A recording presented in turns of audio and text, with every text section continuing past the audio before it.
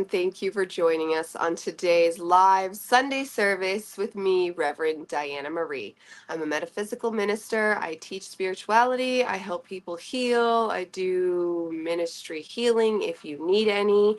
And the reason why I became an in-person healer, well, not in person, we do it online, is because of this book.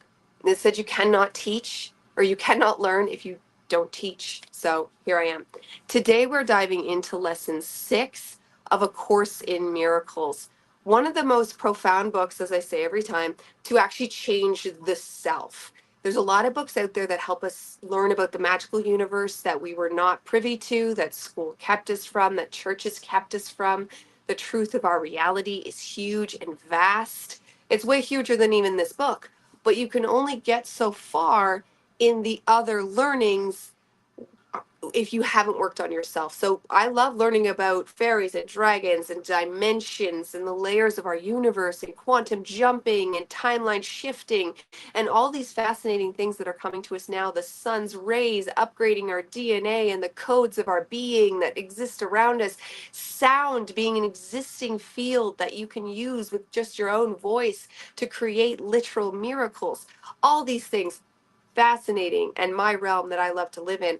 But if you do not heal the self first, you can't get anywhere. I spent years and years in my early awakening just going in circles, getting nowhere because I was not healing thyself. You need to know thyself, and by knowing the self, you heal the self. And this book right now is the best way to get into the depths of yourself and ask yourself questions you never would have thought to ask in the past, to bring things to the surface that you didn't even know, because denial is one thing you'll learn. Denial is the biggest issue the human has that keeps us away from our true divine self. You'll learn that the true fall of humanity started with denial. We were angelic creatures that first encountered alien species, and we were uncomfortable with their presence and denied that because we were love and light beings.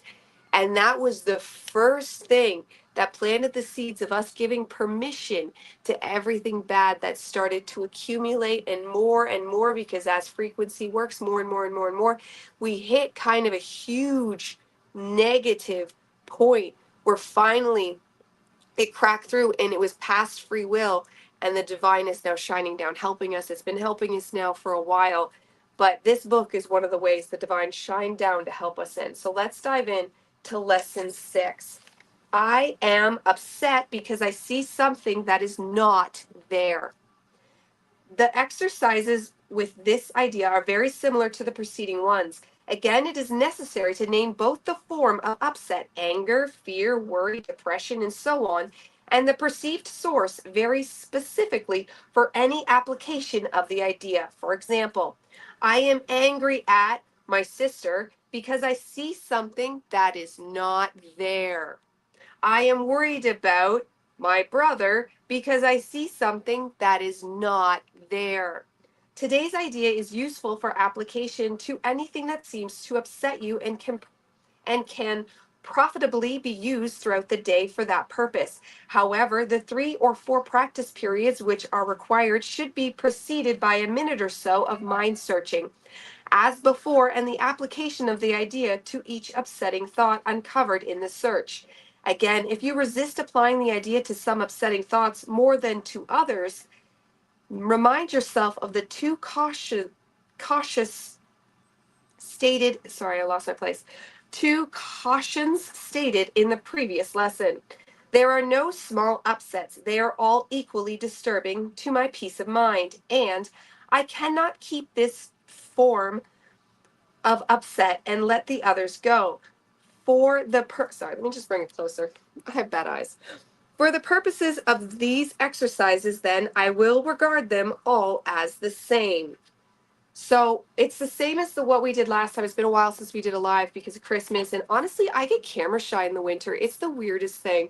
If you look at my channel, because I've been doing this for years, but I used to go MIA for all of winter. And in Canada, that's a while.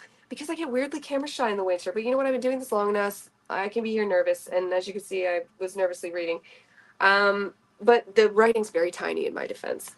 Last time we learned that I'm not upset for the reasons I think, and this time it's very similar because it takes us in tiny increments of learning that it's not what we think, it's not what we think, and we need to open our perceptions up.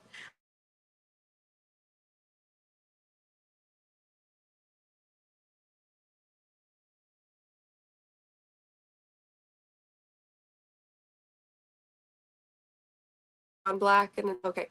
But meanwhile, I could say I'm upset with my sister and think it's for some slight she did to me. But right now it's winter, okay? She could do the same thing to me in the summer, but because the energies are different, it's not going to upset me. So that means something is different. This is why learning things like astrology is helpful and your human design, and then learning the seasons of the earth and specifically where you are. Like if you're in the southern hemisphere, it's summer right now. Although, fun fact, the reason why most things are done from the northern hemisphere, which most of you are probably from, is because there's way more of a human population in the northern hemisphere. There's actually very small population in the southern hemisphere, where most of us are in the north. So we need to learn these things so we can start to go through and just honestly dissect ourselves continuously. You need to be a walking therapist to yourself. Some people talk about being like incarnations of Thoth or incarnations of Merlin and stuff. And I can kind of feel and see why they think that because it's energies you can tap into. Honestly, if I had to pick someone I was descendant of to be an incarnation of, it would be Carl Jung. Because what he says, and I just see it like I was the one who wrote it myself, the shadow aspects and the way that we don't know ourselves, and what he brought to know thyself is so valuable and so just pertinent for us to get into as awakening individuals, because knowing thyself is, it's cliche, it's cheesy, we hear it all the time, because it's actually the ultimate goal, because we are the universe. So if you do not know yourself, you don't know anything, because you have to know yourself. And we are very, very, very emotional creatures. We're extremely emotional, and that's okay. And we don't need to attach to the emotions. We get into this place where we learn to accept emotions, let them flow through us. Don't deny anything. See it, but see it loosely. Like learn like to see things in a flow. See that you're upset. See that your feelings were hurt. See whatever it is, shaking the foundation of your existence. Usually things come down to a tribal point, and once upon a time, if we were wrong for any reason, we'd get like abandoned by the tribe and die. And that's what anthropologists usually say, why we have this deep-seated fear of death. Even David Hawkins himself said, if you bring down any issue, even like an upset, if you take an upset or even an annoyance, you take an annoyance and you start to alchemically disintegrate it down. Just a simple annoyance will eventually turn into upset, turn into fear, and then you bring it down to its primordial roots, and you have yourself a fear of death. Now, why the true reason is the fear of death? It's probably because we're not meant to die. So the simple fact that we do die and do die so early and so easily is quite shocking to our systems, because it's just not natural. It's not natural for us to die so easily and so young. So a lot of our issues of fear-based living starts in that. So understanding that we have this, seeing that, and using that to navigate through as we dissect ourselves. And this is why we show ourselves compassion. It's so easy to get upset with ourselves. Like if you have a job and your boss gets you in trouble for the report being late, but the report's late because you were doing an extra good job and you're super offended, and we build these things up in our head. If we just were to boil it down to like, okay, I'm just scared I'm going to die. Like literally this report and blah, blah, blah. If you followed it back, which David Hawkins teaches you to follow it back, follow it back, follow it back, you'll discover you were just afraid to die. And that's where the compassion for self can come in, because you can see yourself. Because I don't know about you, I'm a fire sign. So I'm really quick to be like, oh, Diana, how could you be so weak? Why can't you just get over this? Like I used to be really, really tough on myself. To as soon as I knew better, I thought I should be doing better. Like I love reading. So as soon as I learned something, I would immediately expect the self to represent that. I would immediately expect the self to bring that forth into the world. So when I would show weakness again, even though I knew better, I was really quick to not give myself any compassion. I used to put myself through boot camp of bettering the self. And honestly, that was better than not bettering the self, because at the beginning here I talked about how, like, about learning spiritual knowledge, if you're not trying to know thyself, it will get you almost nowhere. It in fact could turn you schizophrenic. It could turn you the tinfoil hat wearing, uh, just person that lives in their house talking conspiracies, all upset all the time. And the reason why we see this in our awakening community is those people are not doing enough work. You can only learn enough information, learn equal amount of information how you were healing yourself, because you can know all the facts. You can know lizard people did stuff to us. You can know that there was satellites sending down incorrect frequencies to us.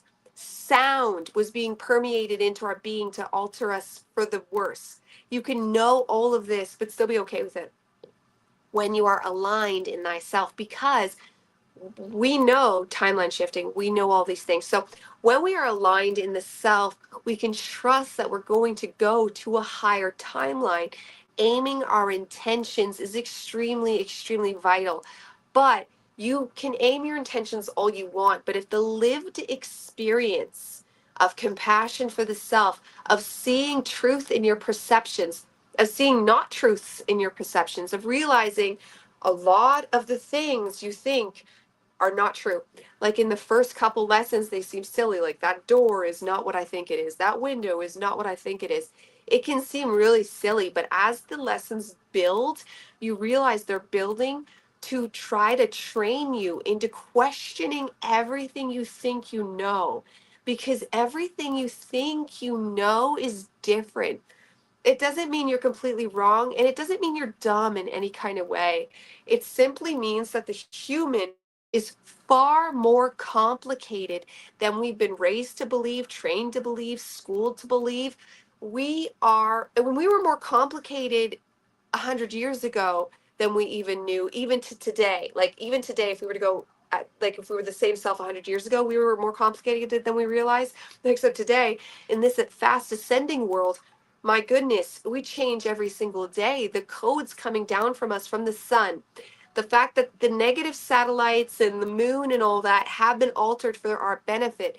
Beings such as the Pleiadians and people say the Arcturians are stepping in to change frequency inputs on us that are actually for our benefit.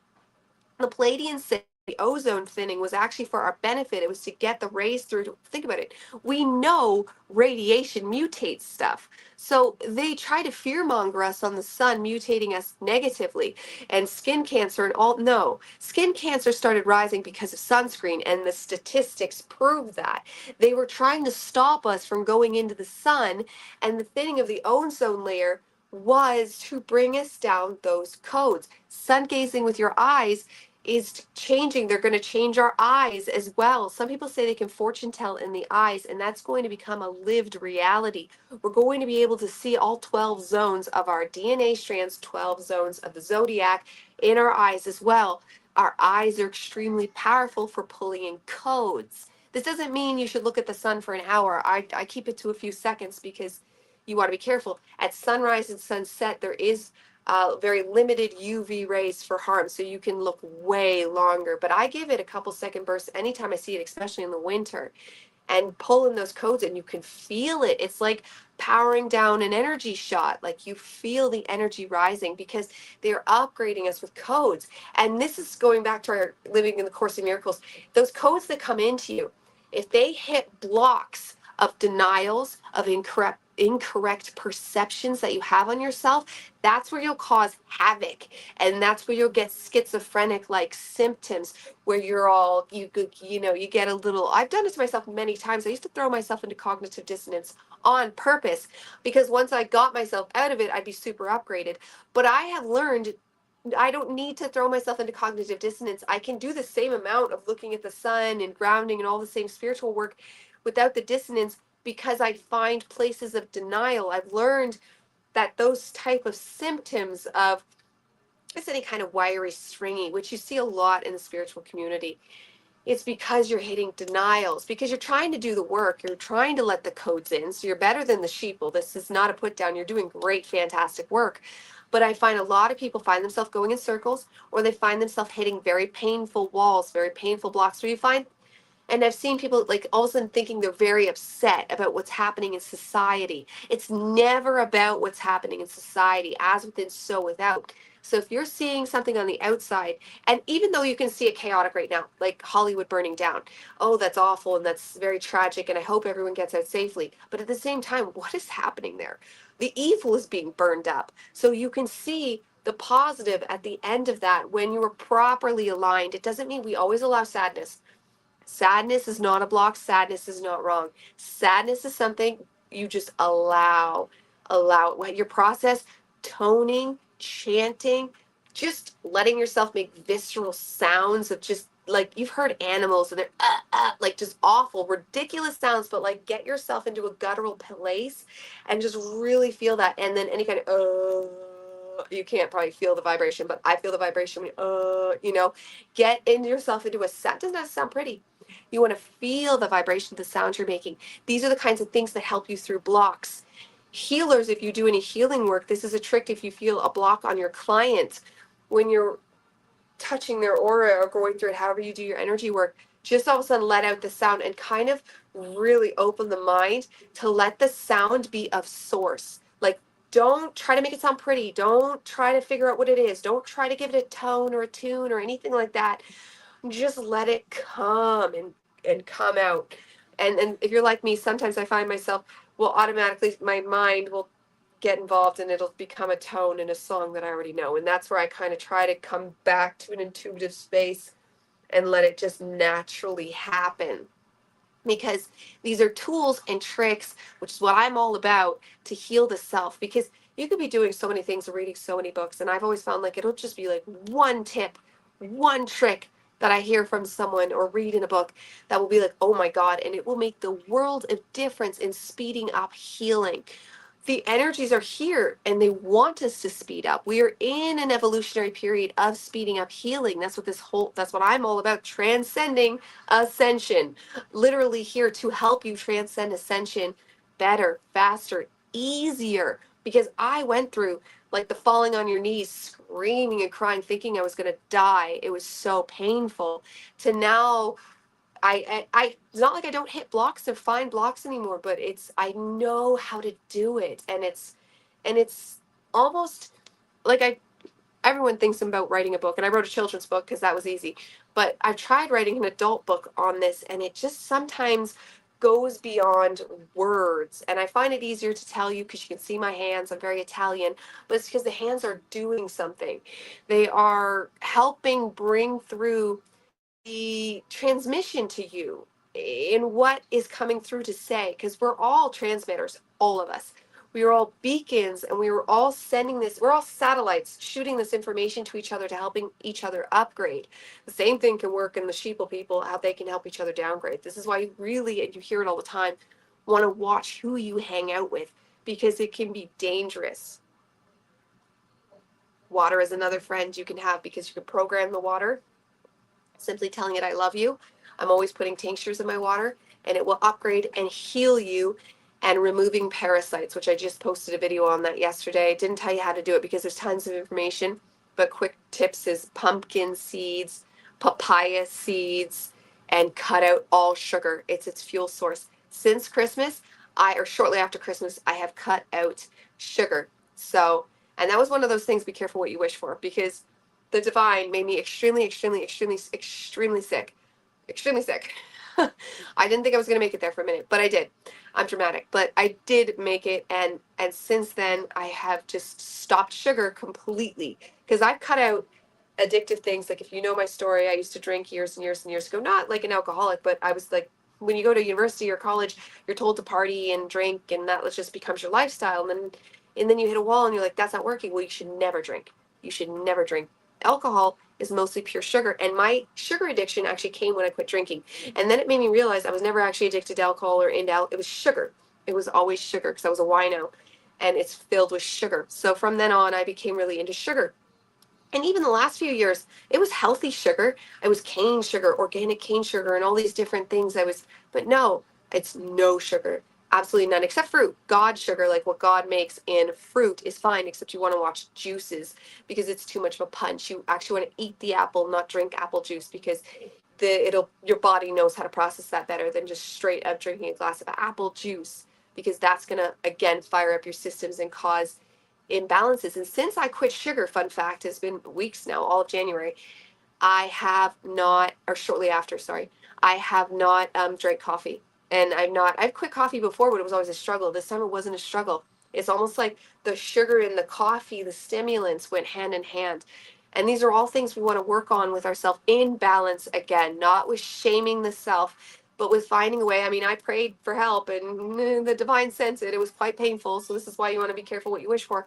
But I'm not sorry I did, and I'm glad I did it, and it feels so real this time because I have tried quitting sugar many times, obviously, through the years. I'm obsessed with bettering myself and enlightenment and ascension.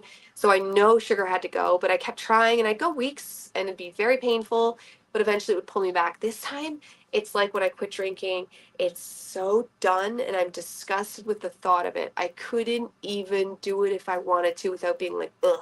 So you can get to that place. You have to both pray for it and find the reasons inside you of why you do it. For me, I'm a projector, so getting energy is very hard. Like we don't make our own energy. I make energy by getting invited for stuff and getting recognition for stuff. So that's great because I, as a Sagittarius, don't need anybody and I don't ask for blah blah blah. Like we're very independent. But then as a projector, you're like super needy. So I have these like literal controversial aspects of the self. So it's hilarious and the divine loves a good joke. So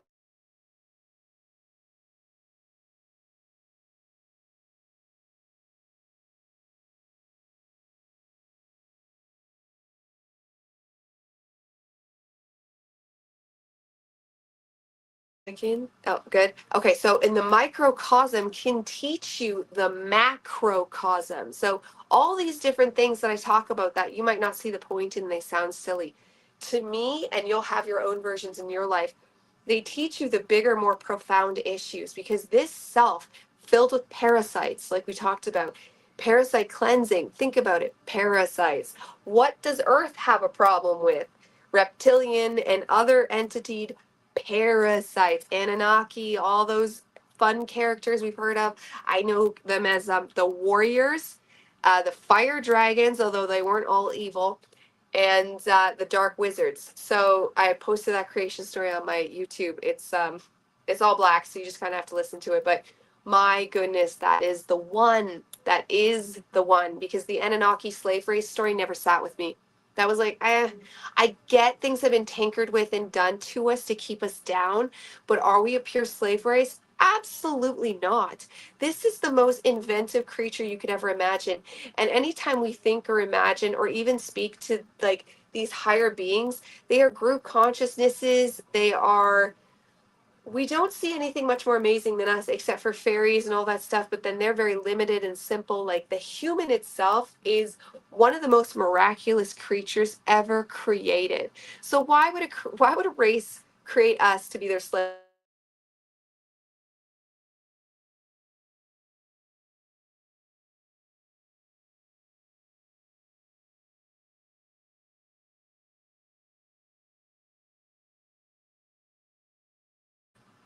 I apologize for the internet. We got the Starlink internet, but it's still causing us problems. And I appreciate all of you stick around even though it keeps cutting out.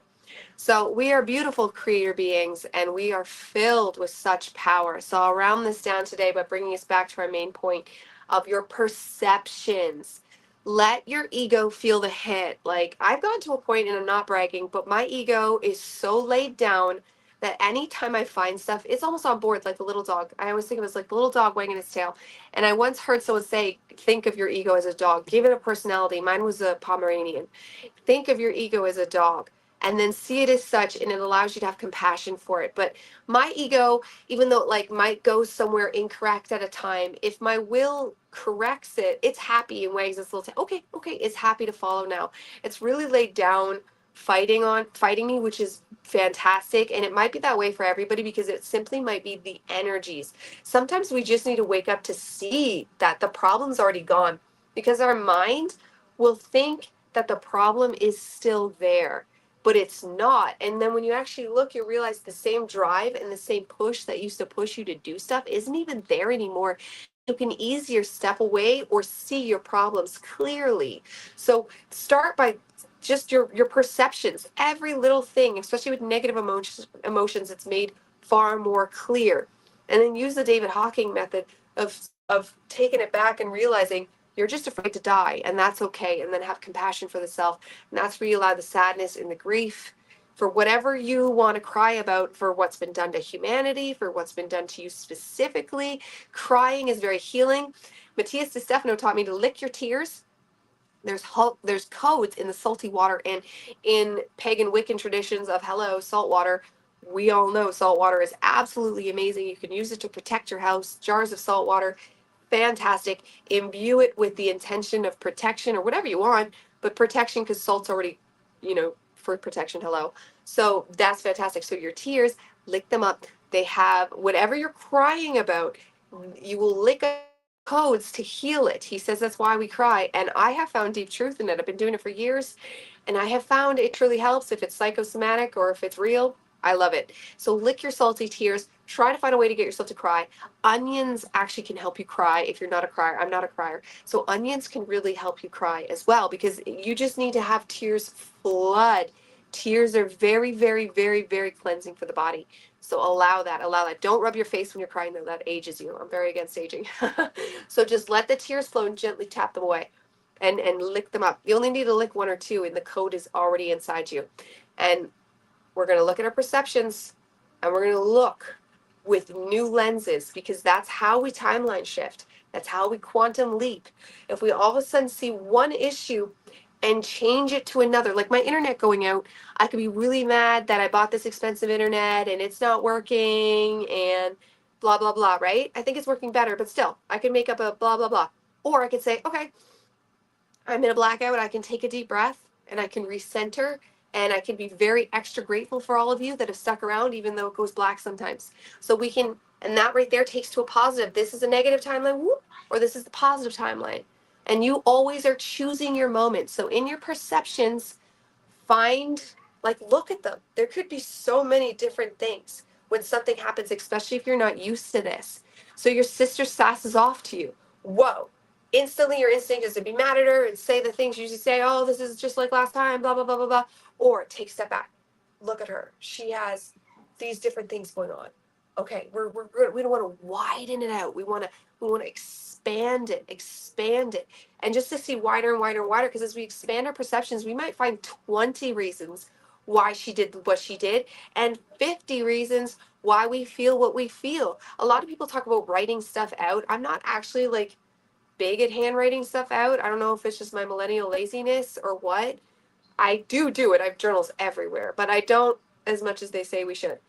And I'm a thinker. And I will just say it out loud. Saying it out loud is very helpful because words are magic. And just allow it. It's a huge allowing. Feel it just flowing through you. Deep breathing through the nose is one of your most simplest, profoundest it's like a gun in your holster. Deep breathe through your nose, and actual revelations happen. When you breathe in the problem, breathe out the solution, or breathe.